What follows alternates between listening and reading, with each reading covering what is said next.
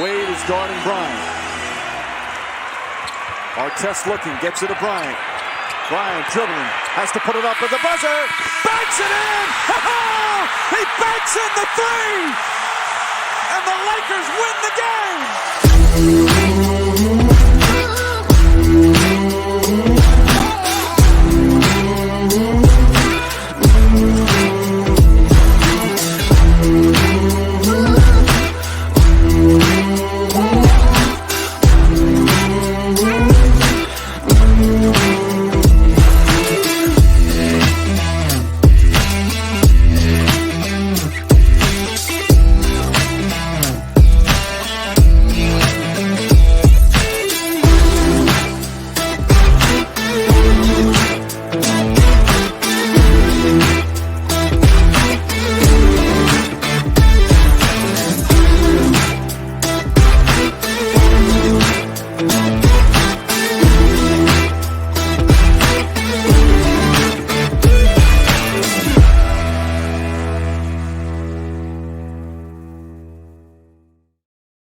Good morning, Syndicate members. Guess what? It's Wednesday. Let's go. It's 9 a.m.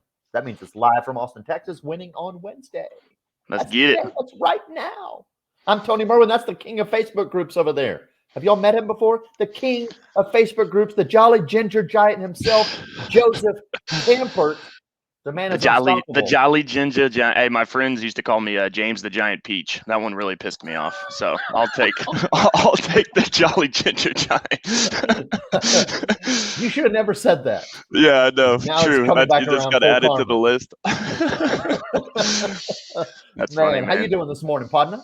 Dude, I'm doing good. I'm freaking energized. Hey, that's been my word. The guys here in the office, I was talking to Pops about it last night, man. Every morning, dude, I have so much freaking energy right now, dude. So I'm just energized. I'm excited. I'm hyped up. I love doing this weekly call with you, Mr. Merwin, and just seeing everything that the group's turning into. It's been awesome to see. And real quick, y'all, I did put it in the comments. Make sure I see most everybody outside of whoever said this. In-N-Out Burger smashes one. That guy's out. Yep, you're out. Must be from California. Exit from the group. He's out. Let StreamYard view y'all's comments. I did put it in the comments and in the description of the show as well, so that we can get you up on the screen.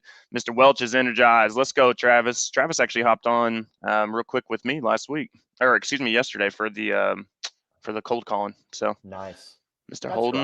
Right. That's who that was with you. How you doing, Mr. Merwin? Gonzalez that said that In-N-Out Burger smashes. Well, that's Victor, I bet, because he never posts as himself. He always posts anonymously. So later we're going to find out. Facebook user 107.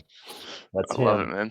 How are you doing? How's the week going? Man, you know how I'm doing. We were chatting last night. You could tell how charged up I was. So much great stuff going on, not only in the group, but just, peripherally.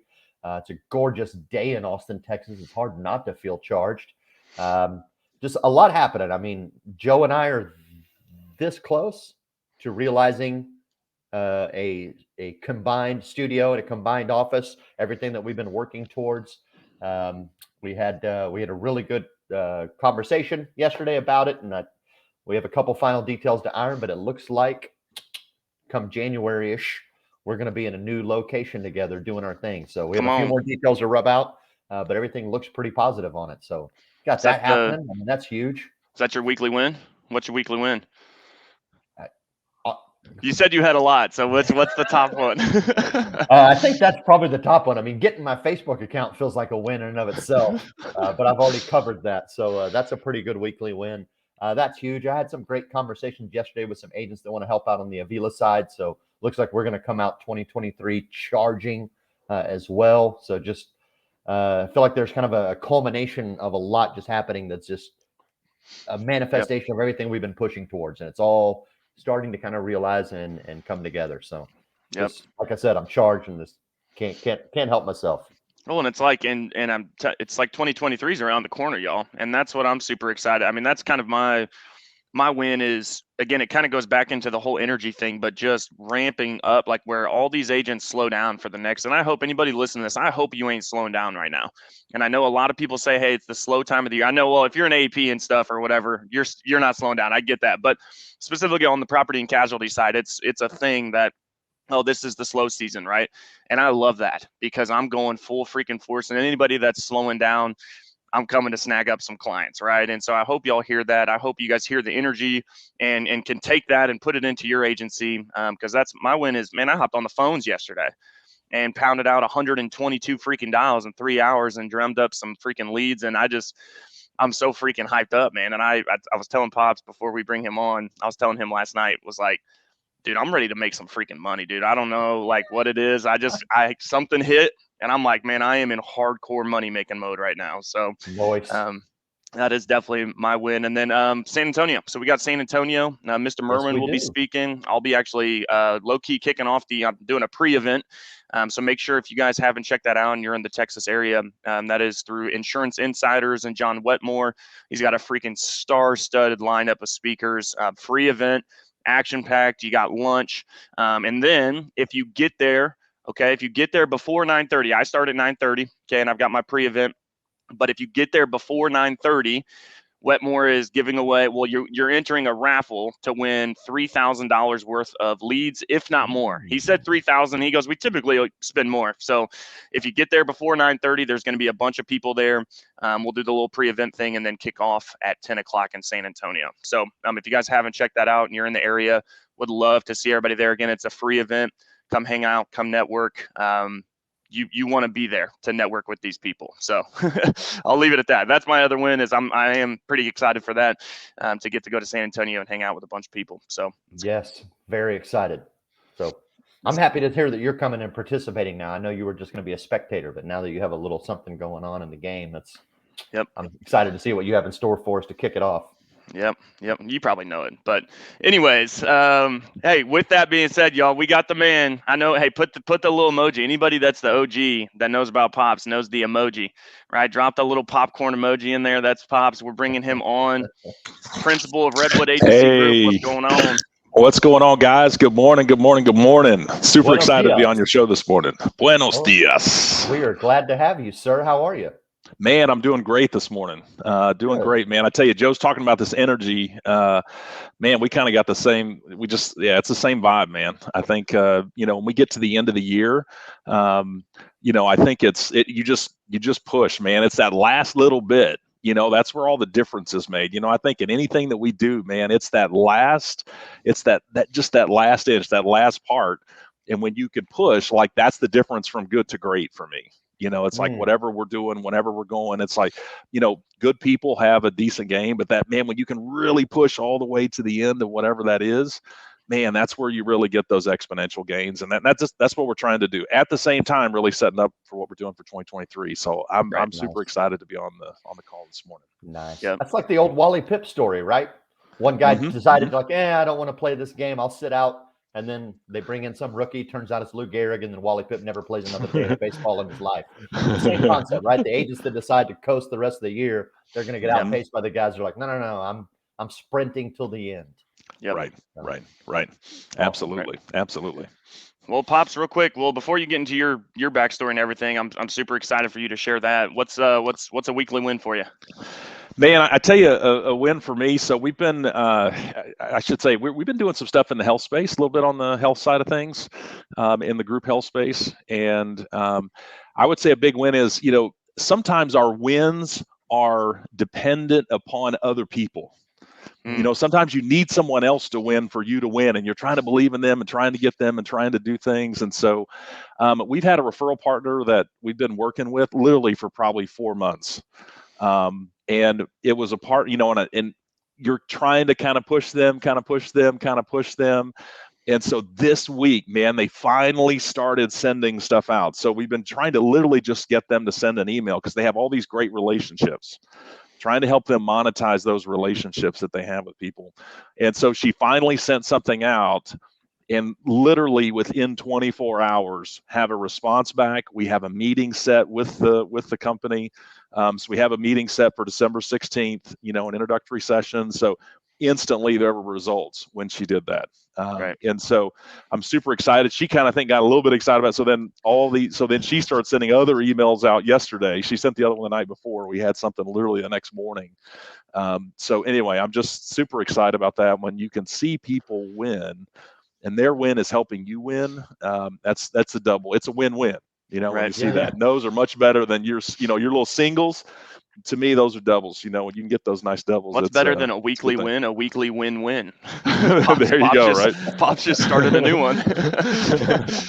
I love it, man. Weekly win-win. Yeah, that's awesome. Obviously, I've been, I'm down the hall from you. I've been able to see that, and just all the time and everything that you've spent, just really. And I think that goes back to kind of a lot of what we talk about on the show too, is really just educating yourself. I mean, it's kind of the purpose of the show, right? Is for educational thing. And so before you go jump into something, Pops has spent, like, the dude can freaking.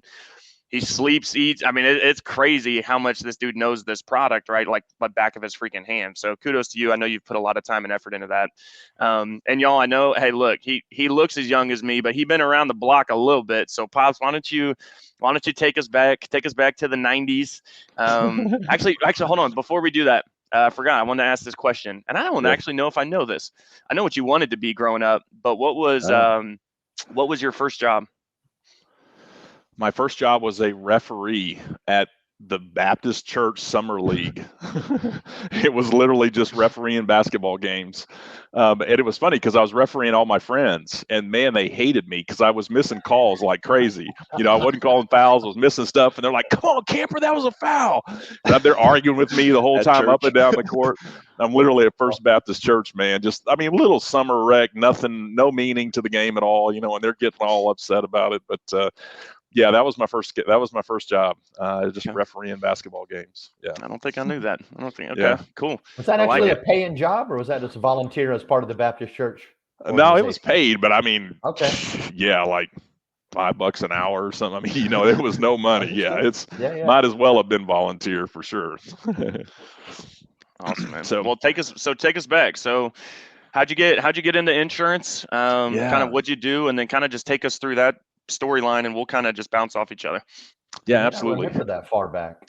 Right. Yeah, it's hard to remember that far back, man. So again, I was here at Austin, had graduated from college, had gotten married, and man, I had no idea what I was going to do, and I think about, when I look at some of you guys, here in the syndicate and just other guys we see in the industry, and, man, it's like they already have that direction. I wasn't that guy. Man, I got out of college with a college degree. I had no job lined up, and I was just like, I had no idea what I wanted to do. I know what I didn't want to do. I didn't want to go to school forever to be a doctor, didn't want to do this, didn't want to do that, but I had no idea what I really wanted to do. And so a buddy of mine told me about insurance, was at my church. And so I just started working right out of college. Man, I was working 80 hours a week. I was delivering sandwiches for a sandwich shop during the day. I was an overnight checker at a grocery store and was doing setups at my church on the weekends with a college degree. And I was working about 30 something hours with each job, paying me like $5 an hour, but none of it was overtime. So between all those jobs, I never got overtime, just making all this, little money. I didn't have time to even look for a job. And so anyway, I eventually did and heard about insurance and went to State Farm Insurance, went to interview and got hired as an underwriter there. And man, what'd you interview for though, right? You didn't even know you were going to be an underwriter, wasn't it? Yeah, I thought they had 13 claims positions and 1 underwriter spot. And so when the person was asking me questions, I was trying to answer it for the claims position, like, oh, I love being outside. I love people. I love the change of pace and all this. And then she kept saying, so you're saying you don't like sitting at a desk. You don't like, doing this. You don't like doing that. And finally, sometimes what you have to do, I said, look, let's stop. I said, I just want a job. I just want to work here. I said, I don't care what you give me to do. Like, man, I just want to do whatever it is. I just need a job. My first, Sam, my first son had been born that summer, and this was in October when I'm having these interviews. And so, man, I was just so desperate to get anything. It was, and sometimes that's what you got to be. You get to a place of desperation. And when you get to that place, then you're either gonna sink and fall back, or you're gonna make something happen. And that was the difference for me, man. All I needed to do was get in that door, but I was pounding and pounding and pounding on that door, and I was like, man, I just want to work here. And I didn't even realize how good it was going to be. And so, man, I got in the door there and I loved it. I mean, I absolutely loved working at State Farm. Great people there, was learning a ton. And every position that I got in, I just figured out, okay, what do I have to do to be the most successful right here, right now, so that I can get to the next thing that I want to do. And I would master that, and then I would be on. I was never in a position any longer than 3 years, and then I would move on to the next thing. So I started out in underwriting, then I went into education and training, because as an underwriter, I got selected for the special team because we were getting this brand new thing called a computer. Nobody had ever used these before, and it was like, I mean, it was like top secret, like, oh my gosh, we're rolling this huge project out. And I had done such a good job training people that they moved me into education and training. And so we literally trained the entire South Texas region on how to use computers. So we literally had dudes in there that they didn't know what a mouse was. They would literally move it up in the air trying to do stuff. I mean, it was crazy.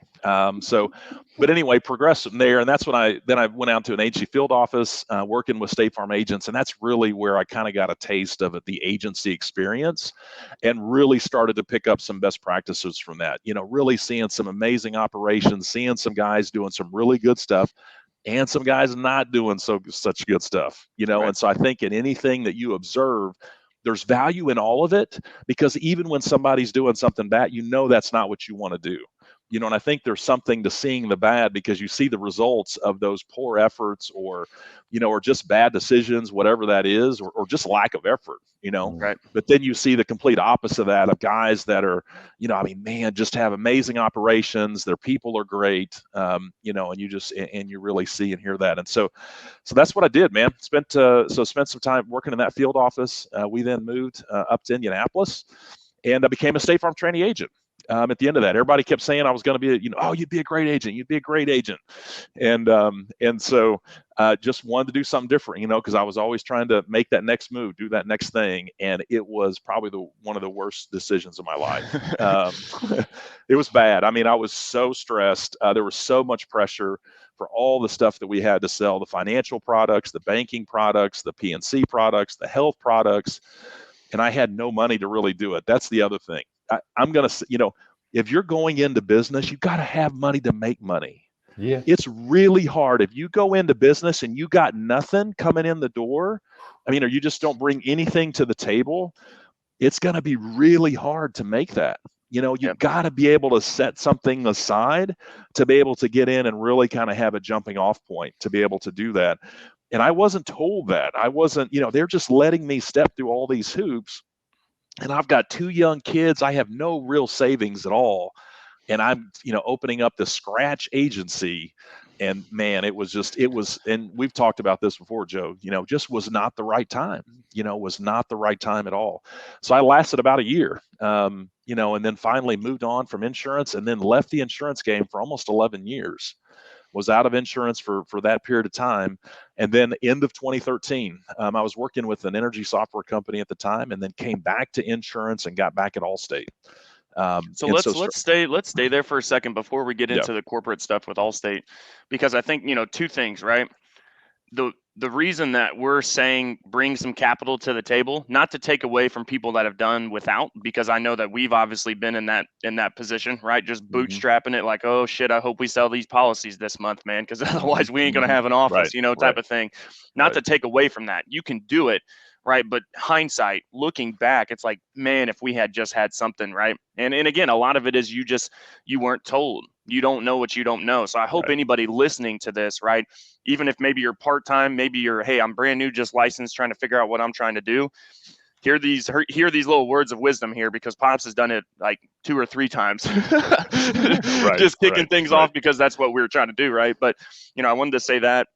And then 2, I wanted to kind of take a little time and break down the idea and the timing, right? So we say, hey, it's a lot of the times, and I hope, again, for especially newer people listening to this, maybe even somebody who's potentially struggling, right, is it's not that it's a bad idea, right? And that's, I think, what Pops kind of learned with that whole State Farm thing. It was not a bad idea, right? That's why we're sitting in the seats doing what we're doing now with Redwood, but it was a timing thing. And I think, so maybe let's break down the timing piece of that. What would be maybe a couple things of, hey, if I think I've got this idea, right, what are maybe a couple things we could kind of like when I say, you get what I'm saying, like break down the timing of, hey, when is the right time then, right? I know I've got a good idea. What is a couple things you could put in there? Yeah. First of all, I would say part of timing has to do with who you're surrounding yourself with. Now, I know we're speaking to a life and health audience, and I know those guys, again, you can just kind of start and go, but even that, you've still got to be connected with somebody. Right. And so part of timing is if you're a lone ranger going out there and trying to do your thing, to me, that might not be the right time. To me, it's like having that, I think you need someone else to help either complement you or mentor you, because you don't know what you don't know. And so I would never go into something from a timing standpoint where I just feel like, man, I got this. But again, we use this other word, who's my tribe? Are there a few people around me, again, that know more than what I know, so that when I get in, it'll just, again, it helps minimize the curve, because the curve is already going to be so steep going into it.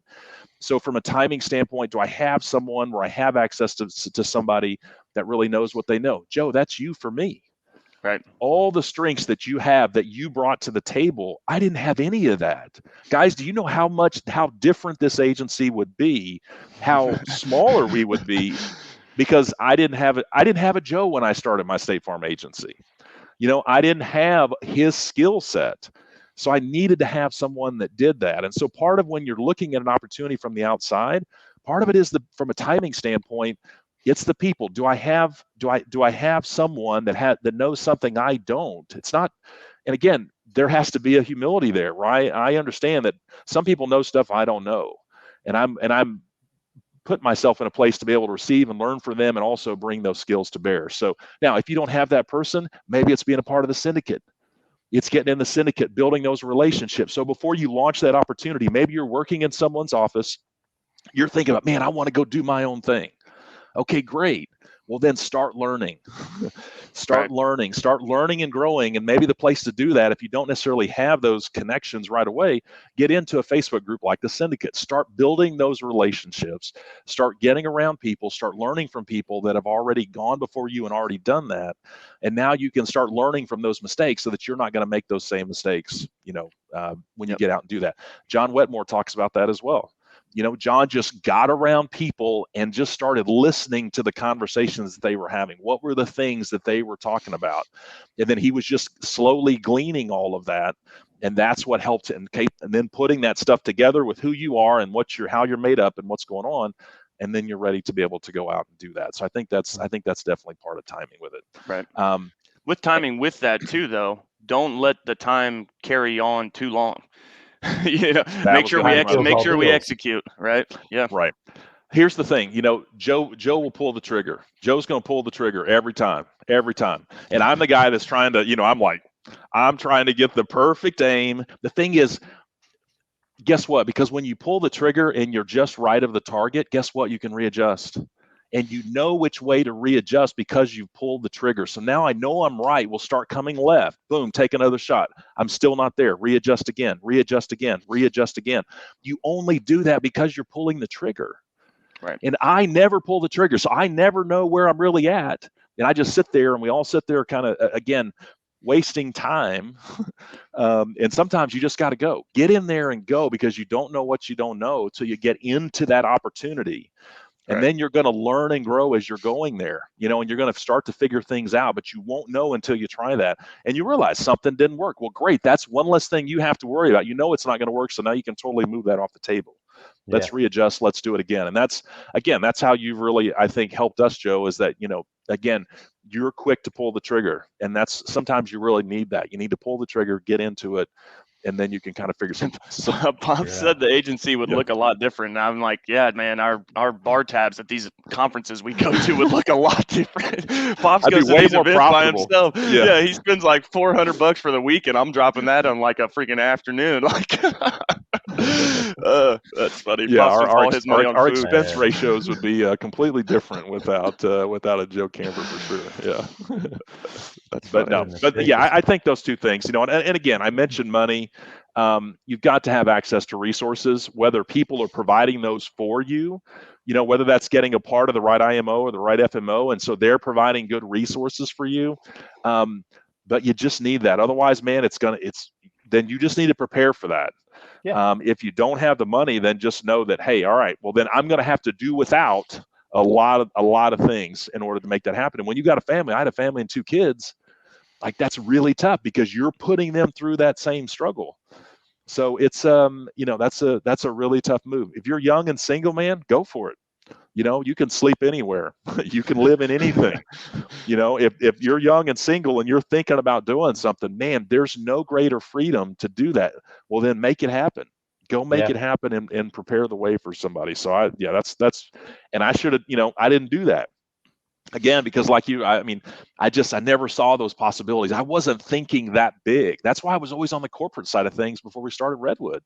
I didn't believe in myself enough and didn't even see the potential or the possibilities out there. I just thought that was always somebody else, but that wasn't me. I was too afraid to try it, and so and then you got a family, then you got all these other responsibilities, and then, man, that makes it exponentially harder to be able to do that. But if you're young and single now and you're doing something and you think you really want to try, man, go Shoot for your it. shot. Yeah. Absolutely. It's like, put it out. What's the worst thing that can happen? It's like you can come back and, hey, readjust. Like I said, readjust, re-aim, and then try it again, man. But, for all you, guys like yourself that are so young, there's so much opportunity out there, and particularly in this business that, just keep trying something till you find your spot. And then you're going to find that niche where you really have success. And then, man, just double down on that and things will be good for sure. Yeah. Brings back memories. And not necessarily related to insurance, but the first real business that I started was that I was in that situation where I was single, young. I didn't have nobody dependent on me. I was still kind of dependent on everybody else. Right. But I had an opportunity to go out to Sacramento and open my own office with this organization. I didn't know anybody in Sacramento. Matter of fact, I didn't even have a car. But I did some research. I'm like, well, Sacramento has actually a really good public transit system. So I'm going to go open up this office, doing outside sales. I don't know anybody out there, but let's go do it. So bought a one-way ticket, packed my bags, flew out to Sacramento, lived in a hotel for probably about 3 weeks before I finally got the apartment set up. And then thankfully I had a partner there that already had an office that I was able to share space with. And that was, I'd say if there was anything, there was the one person, the one piece of support, like you said. I had that one person that was like, hey, I've at least got the office set up so you have a place to come work from. He's like, yeah, but the rest of it's on yourself. And then I had to go out there and build my team, which was an interesting thing to do. But, it's and then later in life, right, you start to fill yourself up with these weights, right, whether it's family, right, those relationships, house, responsibilities. And then it becomes harder and harder and harder to be like, okay, now I'm going to take this giant risk because now there's so much more on the table that you have to be concerned about. Yep. Absolutely. And it's like, and I think about, I was 50 years old when we started, I'm 50 years old starting Redwood, and so, it's like, I have a lifetime of that. And I'm like, why did I wait so long? Why did I wait so long to be able to do this? And so let's talk about that. Let's talk about kind of just your quick, well, I guess not necessarily quick, but your rise kind of through Allstate, but then ultimately kind of how you got the taste of the independent side. And then obviously we started Redwood.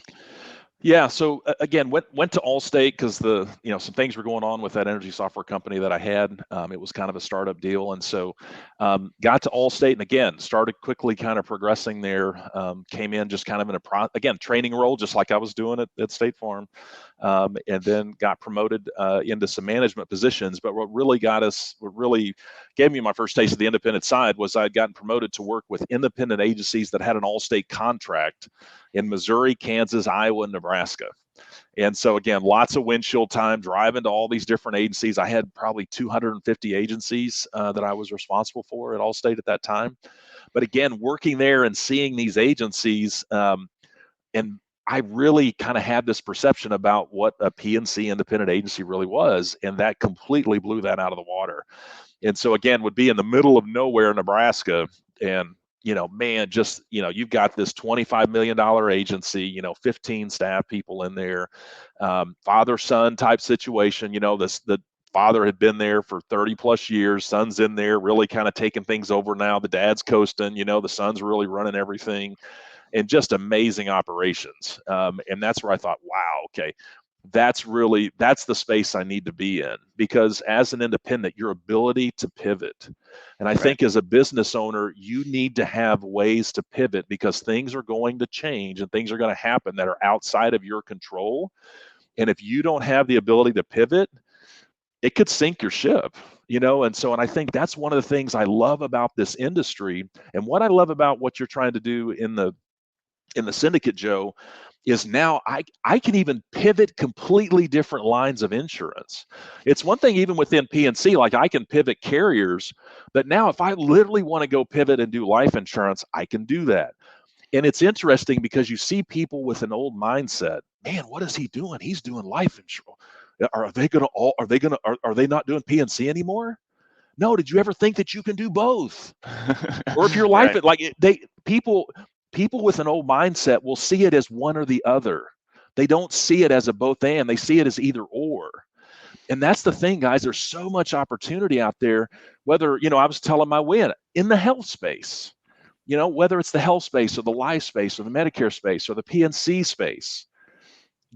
There's so much opportunity out there. So again, if you have an opportunity to go get something, then go get it. But I think this ability to pivot, I think, is really critical, so that when things are tightening up in a particular space or area that you're in, you have the opportunity to pivot, and then you can pivot and still keep growing, still keep moving forward, and just adding to everything that you're doing. And I think, and again, Joe, that's what you've been really great at. Joe is great at finding opportunities, because he's putting himself out there. He's having those conversations. He's networking. He's meeting people. He's talking with people. There's no shortage of opportunities. It's not whether you can or can't. It's whether you should or shouldn't. That's what I need Pops for. I like that. Yeah. Because I say, yep, sign me up. I got 5 CRMs running right now. and that's what you got to do. But again, if you'll put yourself out there, but you have to believe in yourself more than everybody else. Right. If somebody else believes in you more than you believe in yourself, that's a problem. If they want it more than you want it, that's a problem. You need to believe in yourself. And when you start believing in yourself, and again, start removing those limiting beliefs that you have about yourself, now all of a sudden, man, you've got so many different directions that you can pivot in, so many different opportunities that you can go and do, because again, the sky's the limit. Now, again, you have to be, you still have to I still think, find your lane and find your niche. You're not just pivoting all over the place and then you're not really getting anything done. Right. But when hard times or things happen, man, there is opportunities that you can take advantage of. And I just think that's really critical for success. If you're just a one lane, again, blinders on, this is what I do, that's not our market anymore. The lines are starting to get blurred, because people are looking at opportunities that they're literally just sending away to someone else. Oh, I'm giving it to them, giving it to them, giving it to them. Give it to yourself.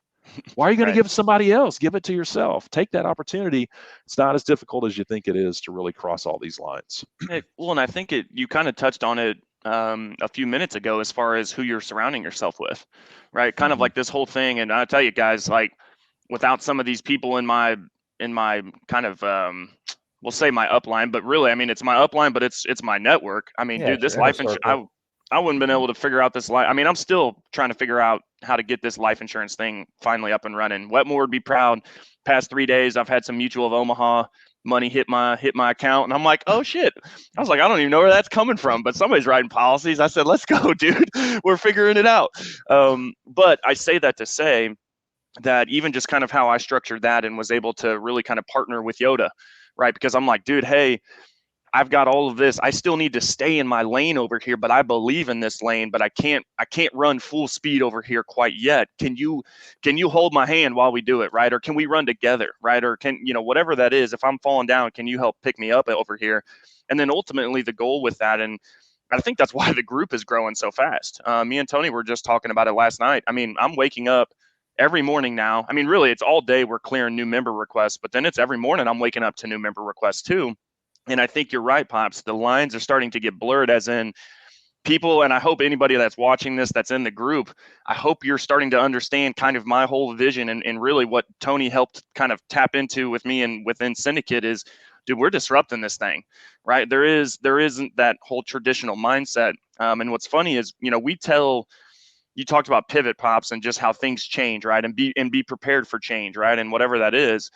It's funny, we tell our clients, and one of my favorite things to talk to my clients about is how, hey, life changes every single day, right? And so you're trying to pitch this prospect on why they need to buy your product now, because tomorrow it could be too late, right? Or, hey, tomorrow something could change, because it's ever changing. It is ever changing, and we're on the agent side, and it's like the industry is ever changing. I thought that was kind of funny, because a lot of the times we sit there and tell people, hey, there's no better time than the present, but then we're not actually kind of practicing that ourselves, right? Right. So no, I mean, I think that's you look at Allstate. We just got the announcement that Allstate says no more homeowners in the DFW area, no more homeowners in Houston. You can't write those policies with them anymore. So as an independent agent, so if you're an independent agency and that was your number one lead carrier, you're going to have to pivot now. So there are things that are going to happen, things that are going to change, and you have to have that mindset. That's okay. Then just pivot and change. And some guys will complain about that and talk about what they can't do instead of looking forward to what you can. Well, now, okay, well then what else, what can I do? And it's, again, just keeping that mindset of being able to do that, I think is really critical for sure. Looks like we have a quick question. So let's just hit this real quick. What are some good examples of a niche that you found success in? Well, I think for us right off the bat, man, and again, I'm gonna talk PNC. Just the first thing that comes to mind is trucking. Trucking is a niche for us, is a transportation niche for us that we literally kind of fell into. Again, Joe's very active in Facebook groups. We started getting into some trucking Facebook groups and instantly kind of started to find some traction there. And we found that when we provided value to people, they actually responded. They wanted us to help them with, with their trucking stuff. And so, and again, just kind of continue to do that. So there's this, you start connecting with people, but then you're also starting to learn. And so again, Joe went out, okay, what's FMSCA? What's safer? We start learning all these things about the industry, just again, building our, just our knowledge level about what it is that we're offering. And man, the premium there is crazy. It's got really good premium. It's not that much more difficult to quote for the simple stuff. It's not that much more difficult than an auto, but it's like 4 times the premium of that. Right. So to me, man, it's been huge for us, because literally one of those a month, and that completely changes your premium picture, your revenue picture for the month. And as a small agency, those hits are everything. I mean, as a small struggling PNC agency, you absolutely need that. So trucking has been, that was definitely a light bulb moment for me, when it was like, dang, my $40,000-$50,000 months just turned into like 90 to 100,000 because I wrote 2 more policies. Now, I will say again on trucking, and if you're involved or want to become more involved with trucking, go check out the Trucking Syndicate. So did build an entire group. There's, I believe, over a few hundred members in there. That's like all we do is talk trucking insurance. There is health people in there as well. So when we say PNC, there's a lot of room. And actually, we have a training on Friday at 9 within the Trucking Syndicate group. So we've got Friday Fuel. We got 2 live shows going. It's crazy. But the Trucking Syndicate, we're going to be talking about health sharing options for drivers, because a lot of these people are 1099 owner ops where they don't have benefits, right? And so if you guys are wanting to potentially get more involved in there, definitely check out Trucking Syndicate. But the main reason I created Trucking Syndicate was because of what you said, the education piece, right? The FMCSA, dude, it's a pain in the ass to educate yourself through a government site, right? Tony knows, through Medicare and all that. I mean, everything you've got to be able to navigate. It's like, what the hell? Well, it's like, so what did I do? I went out and found people that this is all they do, right? Or like a Jerry Conwell, where he can come in, and the guy's been in trucking for 30 years, right? He's an executive VP of AmWinds for the transportation. Yeah, of course I'm going to bring that guy in. And so I say that if you really are going to look to find the riches and the niches, and I call it niche. I don't know, people say niche, and I'm like, what is it? Reaches in the niches? Like, it doesn't make sense. It's riches in the niches. But are we talking reaches? Like, what are we talking about? But you got to educate yourself, right, before you run in that lane. Yeah, so I'd definitely say trucking is a big one. And then obviously, your group health stuff that you're doing, man, is freaking unlike anything I've seen. That's for dang sure. Yeah, I think we're really kind of on the front end of that. I fully believe that it's going to be that thing where we've had success. But sometimes some of the funnels that you have to fill into, there's just a long filling, it's a long funnel. And so you have to be diligent. I think the perseverance that you have to have in this industry, I think that's another key word. If you want to be successful in this industry, anything that you're doing, even successful in a particular niche, you've got to have perseverance. Some stuff is going to fall in your lap and happen overnight, but most of it is not. And when you talk to the guys when we see the $1 million earners and all these guys, that are doing stuff, they didn't start out that way, man. Mm-hmm. I mean, their struggle for Wetmore talked about 7 years. Right. I didn't see my family for 7 years, and I'm running 6 to 7 days a week, and you're complaining about 7 days of doing that. Right. This dude did it 7 years. Are you gonna go 7 years and just struggle day after day after day after day? That's why there's only like 5 of those guys. Right. Because no one else really wants to do it. And you can learn what the secrets are, and they'll tell those secrets all day long. Why? Because they know that hardly no one's going to do that. Yeah. No one's going to be willing to sacrifice. For you to have something that's great, there is some level of sacrifice that's always going to be required. You've got to be able to persevere in that. And so again, like in this group health space, again, we've been at this probably 4 months. And I've got one customer I've been literally working with for 4 months. We're right there, man. But you don't cross the line until you cross the line. Right. It doesn't matter if you're right. You could be standing next to the ribbon, but until you break it, it's like you're right there. It's touching my chest. Like I feel it's right there. Come on, you just want to push them in the back. Like, let's go. It's right there. I like that analogy. But yeah, it's persistence and consistency, right? You have to persistently be consistent at what you're doing. Consistently. Absolutely. Because the truth is, the agents that fail in this business, in my opinion, they're the ones that quit ultimately. Mm-hmm. Right. Mm-hmm. Right. You can be average in insurance. As long as you're willing to be average long enough, you will make an excellent income for yourself. Mm-hmm. Yeah, absolutely. Absolutely. I mean, the only way to fail in this business is to quit. Yeah. I mean, and that was a shift for me, when I saw things that didn't work, and stuff that I had to start over, or do again, or re-aiming, because I missed the target. It was a miss. It wasn't a fail, and I think when you see things as misses and not failures, it helps you not define yourself as that. Because when I saw everything as a failure, like I thought I was a failure, not that I failed at something, but that I was an actual failure. And so I think you have to look at that. Man, I missed the target. Okay, where did I miss? How can I recorrect? How can I readjust that? And so I think the ability to be able to do that, and as you go through time, getting quicker and quicker at that, so that I can reshoot. I'm aiming, shoot again, aim, shoot again, aim, shoot again. That to me is where you can really find some success for sure. Yeah, that's a great piece there, because a lot of people, regardless of your line of work, they don't have that ability, right, to look at the work they've done and judge themselves honestly about that work, right? They're just like, well, and a lot of times they'll blame chance. Oh, the weather was bad, or they just weren't interested, or something wasn't right, or I just didn't have that. I don't have the right product, or well, they didn't train me on that, or they'll find some reason to blame an outside factor and not look at look at the work you put into that case. And why didn't you sell it? Why didn't you close it? Why didn't you perform? Right. And this is something I've learned outside of insurance. I actually learned this in poker, because I've been playing poker since 2004. And one of the only ways that I could ever get better was I had to go back and look at the hands that I was playing and honestly look at, did I play that hand properly? Were those the decisions, or am I just unlucky that time? Right. Or did I actually do something wrong? And when I learned to take that skill set and started to apply it in my professional life, to go back and look at my work and be honest about the effort that I put into it. And say, you know what?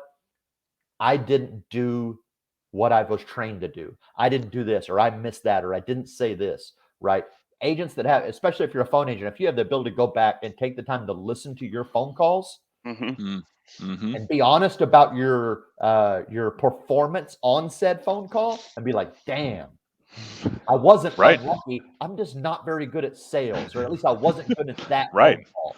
And I didn't say this, and I could tell I wasn't on my game. I wasn't prepared. I didn't have and be honest with yourself. And that's the hardest part, because a lot of people don't want to be honest about their poor performance. Right. But if you can't be honest about your poor performance, you can't improve it. You're always just going to be getting lucky every time, just by putting yourself in the space. So Right. I think until someone is willing to stop looking at others and willing to look at themselves in the mirror, you're never going to be any more than average.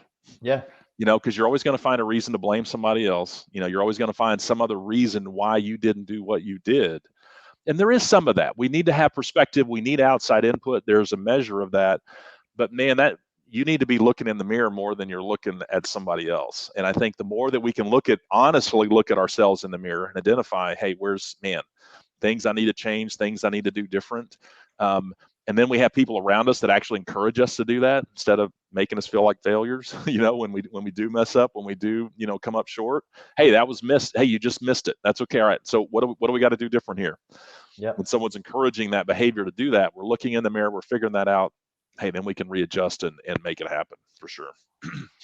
Real quick, I wanted to, I can't tell if you guys have seen, I actually put it up on the screen. I wanted to take the back end of the call pops for you to go through, kind of just because I think everything we're talking about is so kind of correlated or related to our House of Dreams. And so I know there's a lot of people that haven't gone through that. And I know we're not going to do like the whole presentation or anything, but I do have the slides pulled up. So maybe if I just bring it up and then you kind of want to just do a quick little round robin through House of Dreams, and that's how we close out. We cool with that? Sure. Yeah, absolutely. Okay. Absolutely. So guys, while Joe's bringing this up, this House of Dream, when we very first started, I think it's important you have to have a picture of something more than what you're doing. You have to really be able to tap into why you're doing something and how what you're doing right now fits into a bigger picture. Because if it's literally just about getting a paycheck, you're going to burn out on that. There's so much that's required to be successful in this industry, really probably in anything that you do, that if it's not coming from a place inside of you, you can't sustain it. We talked about it's consistent perseverance in the right direction is what's going to help you be successful. Consistency and perseverance in the right direction is going to be able to do that. You're not going to be able to move in that direction unless you've got something internal inside of you that's guiding you in that direction that you want to go, that's fueling you where you want to be able to go. And so we kind of put this together. We came up with this to kind of help our people understand it. And this is a framework for how to define, is my life, am I successful? And people, they want to use all different ways to define that word. But for us, this is how we define success. And success is about building the house of my dreams, your dreams, not someone else's dreams, but your dreams. So how do we figure that out? Well, it starts with this something inside of you that is, again, kind of intangible, not really sure how to define it. But then we read some book or we meet some person or we have some conversation, and those words and things that we experience and hear and see begin to give us a vision. They begin to give form to what we're feeling inside. And so now we're kind of able to define what that is. And we start to put words to it. And we're starting to think, oh, yeah, that's what this is. And we can talk about it all the time. And so, but with that vision, I guess the size of that vision is directly correlated to your beliefs. And so one of the things that we wrestle with, that all of us wrestle with, is our limiting beliefs. It's the roof that we put on ourselves. And we've believed them for so long that we actually think they're truths. And actually, they're just lies. And so part of getting around other people that think differently than you think, like getting in this group, getting around other people that are bringing different types of people together, is undoing those lies, is hearing these different truths and beginning to believe something different. For us, again, it was Cody Askins. It was an event that we went to, and it was life-changing for me. And I got around all these other guys, Justin Brock, Pete Fournier, Josh Lustig. I mean, all these just, from younger people, I mean, all these different people. And I'm like, oh my gosh, man, I'm thinking so small. And it really changed everything. And so, again, that's really critical. But the other part of this, before we move on to some other pieces here, again, it's discipline. We talked about this. You got to have that consistent, persevering discipline, because, again, you get to where you want to get to because of what you're doing each day, not each month, not each year, but it's what you're doing each day. Now, so what are some keys as you're building this house, as you're doing this? There's really, I think, 3 things that are important to have as kind of a part of your life to really help you do that. The first thing is what we call persona and character. So persona, that's all the stuff on the outside. That's the actual skills to do what you want to do. Tony talked about it. Hey, if you want to be in sales, you got to be able to talk to people. You got to be able to put words together. You can't just like be stuttering or be super nervous or be like, there's a skill to that. There is an art to the sale. You have to learn the skill of, hey, here's the things that you need to be saying. Here's the stuff you need to be doing. But in addition to all the stuff on the outside, you've also got to be working on the inside. You've got to be working on your character. And that's where, okay, I'm not just trashing people to get to where I want to go to. Or when I'm selling somebody something, I'm cutting corners with them because I'm just trying to make the sale. And I'm not really putting them in the best position possible, but I made it easy for me to get the sale.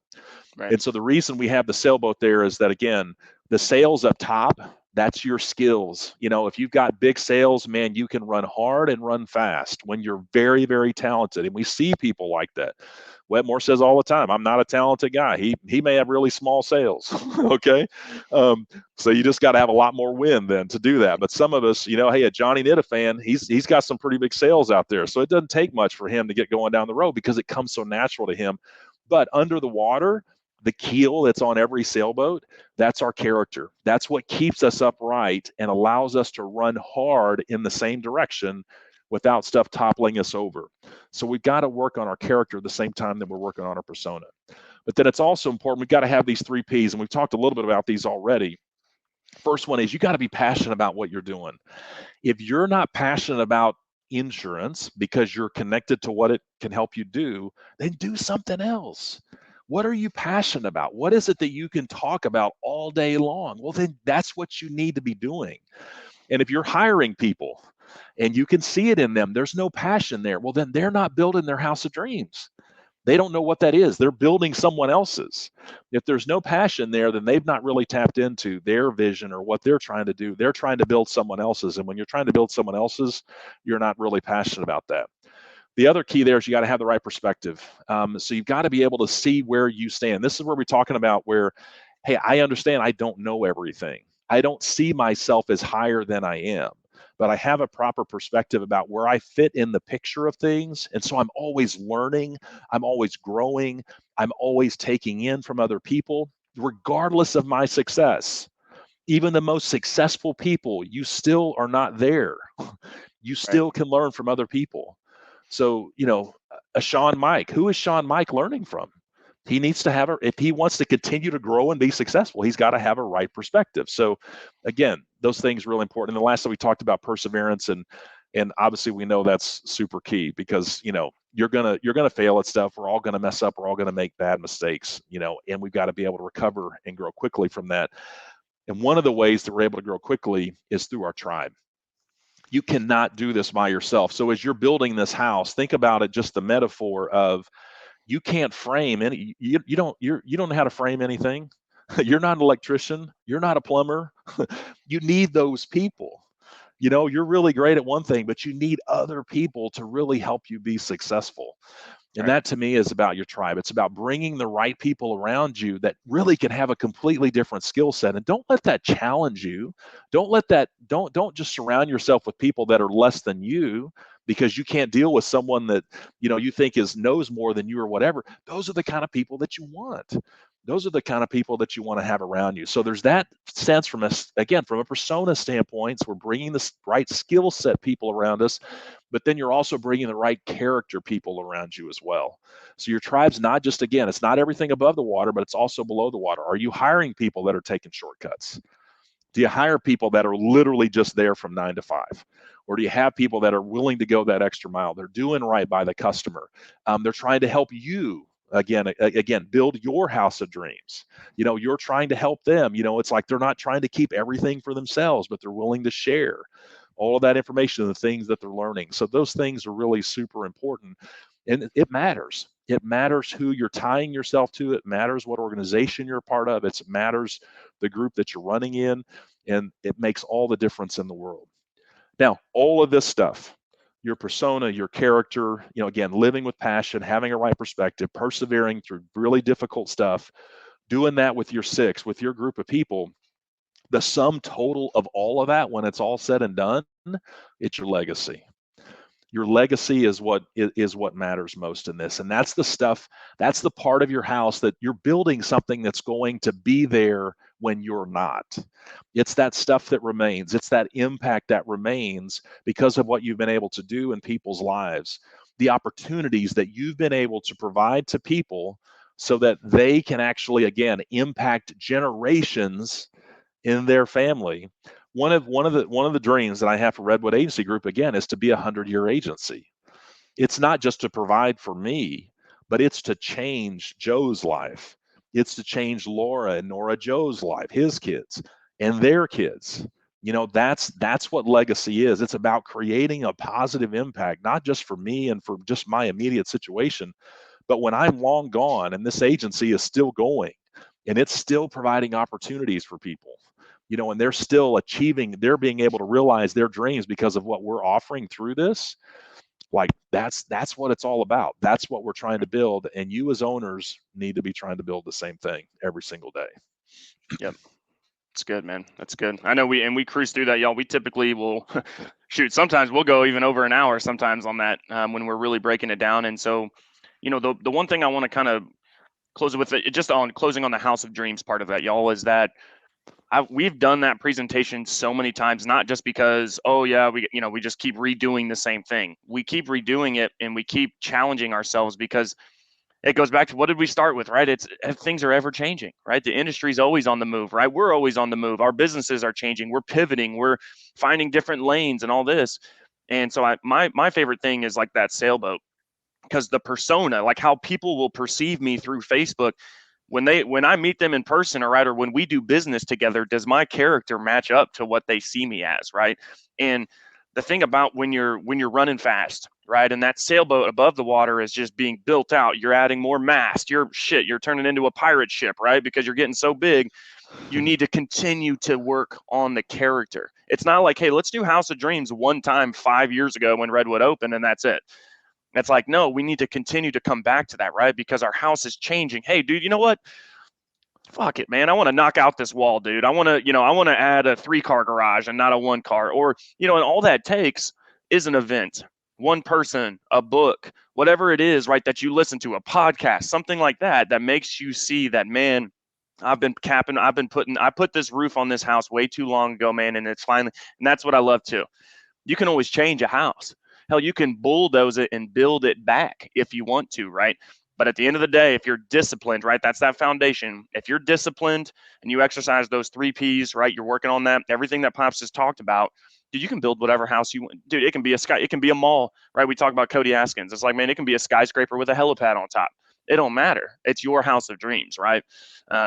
So I love that, man. You guys can instantly hear I could keep going because I love that illustration. And even now, I mean, I've gone through that thing over 50 times probably. And every time, man, I just think of something else, right? To where I could be doing better, right? Where I could potentially maybe add another room, right? Because I am thinking a little bit too small. It's good stuff, man. Good stuff. I think it's, think of how many rooms you want to have in your house, and every room has its own function. There's a kitchen, there's a bedroom, there's a bath. Every room is different. So again, insurance is only one room of the house. This is not the whole house. This is one room. So I would ask you to say, what other rooms do you have a passion for? Maybe it's animals, maybe it's the homeless, maybe it's, I don't know, whatever it could be, your faith, your whatever.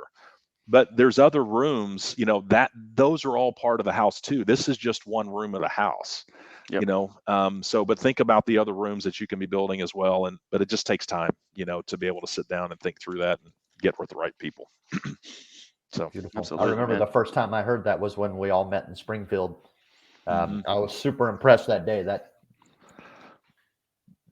impacted me quite a bit when I heard you guys give that presentation. And it's certainly something that drew me closer to y'all, obviously. And then now here we all are together, about to move into a house together. So. Right. We got another, yeah. And the last thing I'll say, hey, we're not perfect, man. I mean, like Joe talked about, you guys may have this persona about Redwood Agency Group. Man, we mess up all the time. We definitely make our mistakes. The important thing is don't make the same one twice. Learn from what you're doing, apologize where you need to apologize, own up to your stuff, own your mistakes, and if you can do that, just, hey, own up to that stuff and then just keep moving forward. But if you're not breaking stuff, that's a problem. You should be breaking stuff. If you're not growing and expanding, you're not breaking anything. Everything's easy. It shouldn't be easy. This business should be really hard. And if it's hard because you're breaking new ground, you're pushing forward, you're growing. Growing is never an easy thing to do. It's really hard. It hurts like hell. But man, the result and the impact of that, that's what it's all worth. So, yeah. Beautiful. It's good. It's good. Well, thank you, Pops. Appreciate you taking the time. Thanks for having me on. No, absolutely, man. Yeah, it's always a pleasure. Even though you're down the hall, we talk all the time, man. I'm glad that you hopped on and we're able to really share some of that. And again, y'all, feel free to hit us up. You can obviously reach out to Pops directly on Facebook. He is a little bit slower to respond to DMs. Just saying, I am pretty quick. But Pops doesn't live on Facebook. Yeah, Joe's on there. Pops doesn't live on Facebook like I do, so he will respond eventually. I promise you. He's equally slow at SMS too. It's okay. Yeah. Tony's like, hey, if you're talking to me, you got to get me. You got to get me person to person, man. You get me person to person, I'm dialed in. Like I'm with you, man. I'm right there. That's because I'm talking to who I'm talking to. It's like, I'm not on my phone the whole time. People, I'm talking to somebody. It's like, no, I'm present. So I'm very, very present. The last thing I'll say, hey, I'm super proud of you guys. Joe and Tony, man, you guys are doing an amazing job. Love what you guys are doing with all these shows that you're doing, again, to bring value to people, to help disrupt this industry, to help break down some of these walls. And you know what? It's again, hats off to you guys, just for, again, just getting out there and going and doing what you're doing, man. I'm super proud of you, Joe, for what you're doing. And we just want to support it and help you guys be successful. So thank you. Super proud of you guys. We're just trying to break some shit. Yeah. There you go, man. Break like it. We're disrupting and breaking shit, baby. Yep. Wow. Break it up, man. At the end of the show. That's right. Yeah. I love it. Well, y'all, that's the show. That is, that one goes down for the record books. Appreciate all of our syndicate members. And hey, right, we got Tactical Thursdays tomorrow with Wetmore. We've got Friday Fuel. We got 2 live shows running on Friday, one in the Trucking Syndicate, one Friday Fuel with Johnny Nittifan. That one's always literally our highest viewed show because Johnny's always dropping freaking gold and bringing on ballers to interview and stuff on that. And then we've got Saturday morning cartoons. I wanted to highlight this real quick before we close. Scaling with Sawyer. So Sawyer is going to be interviewing Edward Pritchett.